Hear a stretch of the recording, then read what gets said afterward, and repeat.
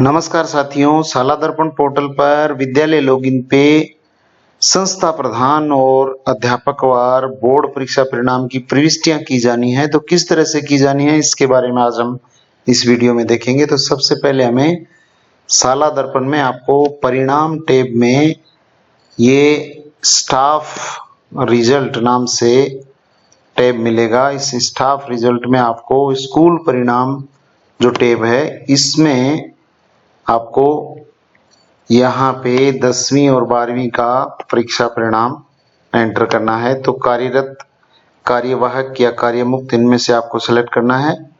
तो यहाँ कुछ निर्देश है। संस्था प्रधान परिणाम सत्र 2022-23 जिन विद्यालयों में सत्र 2022-23 में कक्षा 10 व 12 में नामांकन शून्य है उनको ये परिणाम नहीं भरना है।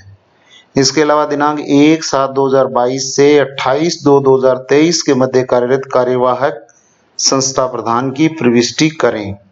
28/2/2023 तक की ही अवधि इसमें लिखी गई है। और जिस संस्था प्रधान का विद्यालय में कार्यकाल सर्वाधिक रहा है उनकी प्रविष्टि पहले करें, तत्पश्चात अन्य की करें। और संबंधित संस्था प्रधान प्रविष्टि कर लॉक करना सुनिश्चित करें। कक्षा 10 और 12 की प्रविष्टि करने पर ही लॉक बटन प्रदर्शित होगा। अनलॉक का प्रावधान सिर्फ सीबीओ लॉगिन पर उपलब्ध है। तो आपको ध्यान पूर्वक प्रविष्टियां करनी है। तो अब यहाँ पे हम प्रविष्टि करना शुरू करते हैं स्कूल रिजल्ट की। तो पहली प्रविष्टि यहाँ पे हम करते हैं। क्लास यहाँ पे सेलेक्ट कर लेते हैं 12th।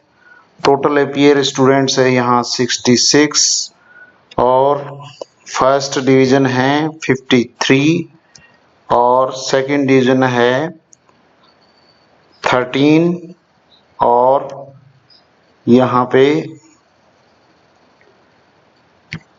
पे हम लिखेंगे 13 और उसके बाद थर्ड डिवीजन है वो यहाँ पे हम लिखेंगे 0 और यहाँ ये पास परसेंटेज आ चुका है। कार्मिक की वर्तमान स्थिति सेवारत और कार्मिक का विद्यालय में ठहराव 1 जुलाई 2022 से लेके ये 1 जुलाई 22 सेलेक्ट कर लिया और 28 फरवरी 2023 ये 28 फरवरी 2023 और इसको ऐड कर दिया। तो यहाँ पे ये एंट्री हो चुकी है। अब हम आगे चलेंगे नेक्स्ट एंट्री पे।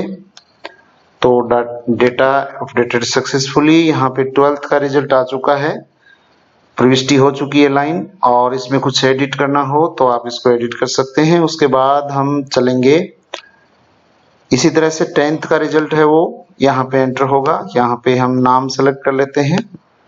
कार्यवाहक संस्था प्रधान या जो एक्चुअल संस्था प्रधान है उनका आप नाम यहाँ पे सिलेक्ट कर लें। और यहाँ पे टोटल अपीयर स्टूडेंट्स यहाँ भरेंगे हम 54। फिर उसके बाद फर्स्ट डिवीजन में हम आते हैं 26 के बाद यहाँ पे 25। ये अगर आपको नहीं दिखे तो टैब बटन से आप इसको रिमूव करके आगे चल के और इसको कर सकते हो। और थर्ड डिवीजन में हम लिखेंगे 3। तो ये टोटल हो गए 100% और यहाँ पे सेवारत और अवधि वो की वो ही लिखनी है। अगर चेंज है आपके में तो आप चेंज लिख सकते हैं। और ये 28 फरवरी 2023। तो इस तरीके से इसकी एंट्री भी हम यहाँ पे कर देंगे।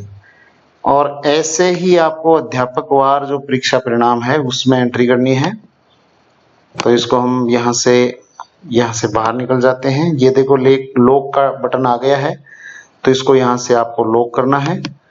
तो do you want to lock this record, तो इसको हम ओके कर देते हैं और ये आपका लॉक हो चुका है।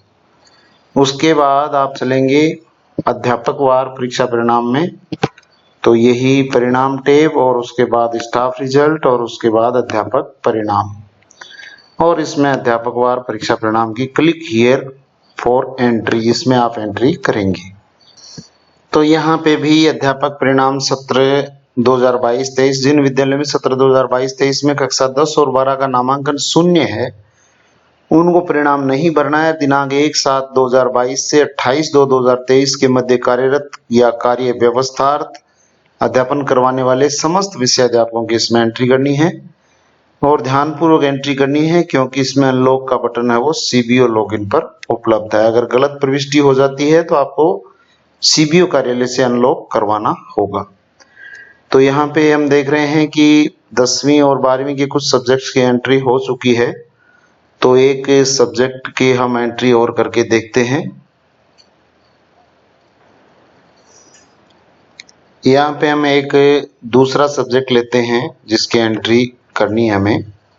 तो ये ज्योग्राफी की हमें एंट्री करनी है। तो यहाँ पे हम ये क्लास 12 सेलेक्ट कर लेते हैं और सेक्शन है वो ये सिलेक्ट कर लेते हैं और उसके बाद में यहाँ पे सब्जेक्ट है वो ज्योग्राफी सिलेक्ट कर लेते हैं।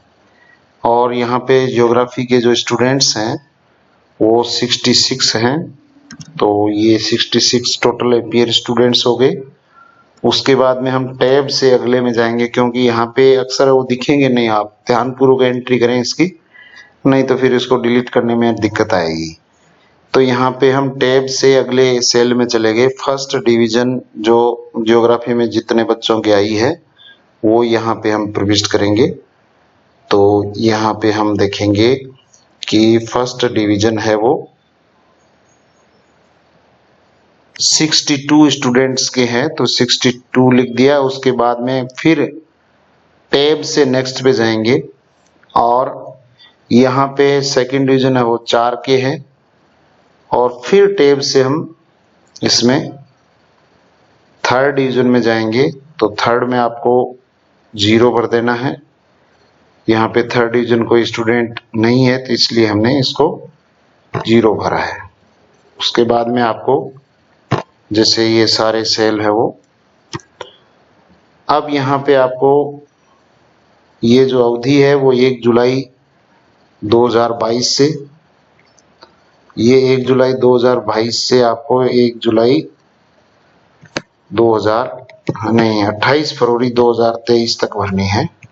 तो यहाँ पे 28 फरवरी सिलेक्ट कर ली और ये इसको हम ऐड कर देंगे, ये ऐड।